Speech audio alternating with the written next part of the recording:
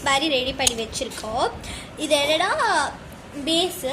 இப்போ வந்து இது அதுக்குள்ளே ஊற்றிட்டு ஃபஸ்ட்டு இது என்னென்னா எப்படிலாம் பண்ணியிருக்கேன்னா, ஃபஸ்ட்டு வந்து கொஞ்சம் பவுடர் வாட்டர் போட்டு நல்லா பிளெண்டாக உங்களுக்கு பிடிச்ச flavour, chocolate flavour, ice powder போட்டிருக்கேன். எந்த பவுடர் வேணால் நீங்கள் ஆட் பண்ணிக்கலாம் உங்களுக்கு ஃபேவரட்டாகலாம்.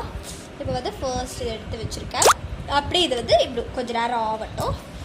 இப்போ வந்து இதுக்குள்ளே வந்துடலாம். இதுக்குள்ளே கொஞ்சம் ஃப்ளவர்ஸ் பெட்டல்ஸ் போட்டு வச்சுருக்கேன். இன்னும் கொஞ்சம் கூட ஆட் பண்ணிக்கிறேன். கொஞ்சம் ஆட் பண்ணிக்கலாம் நாங்கள். ஓகே, போட்டுட்டு எவ்வளோ உங்களுக்கு என்ன பிடிச்ச ஃப்ளவர் கூட ஆட் பண்ணிக்கலாம்.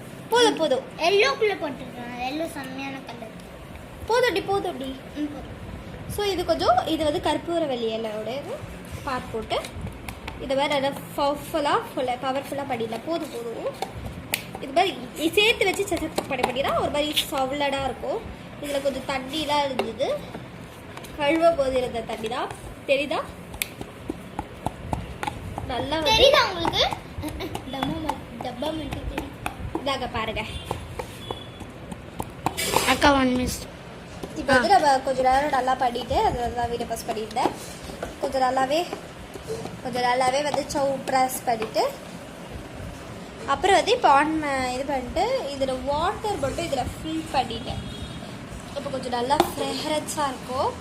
இதுக்குள்ளே இப்போ வந்து வச்சுக்கிறேன். ஏன்னா கொட்டிரும் இல்லையா, கொட்டிரோன்றதால இதுக்குள்ளே வச்சு இப்போ வந்து இதுக்குள்ளே ஃபுல்லாக நம்ம இதை ரெடி பண்ண வாட்டரெல்லாம் கஸ்டர்ட் பண்ணிக்கலாம். இப்போ போட்டு அதை கிளிக்கர் கொஞ்சம் ஒர்க் ஆக மாட்டேங்குது. இதை பண்ணிவிட்டு அப்படியே இந்த வீடியோலாம் பண்ணுற மாதிரி பண்ணிவிட்டு நல்லா ஃபுல் ஷேக் போட்டு இது மாதிரி வச்சிடலாம். இப்போ ரிவ்யூ கேட்டுடலாமா? சரி. இவங்க மேலே பர்ஃப்யூம் அடிக்கிறேன். அது எப்படி இருக்குது பாரு. வாவ், செம்மையான ஸ்மெல். வீட்டில் நீங்கள் வாங்க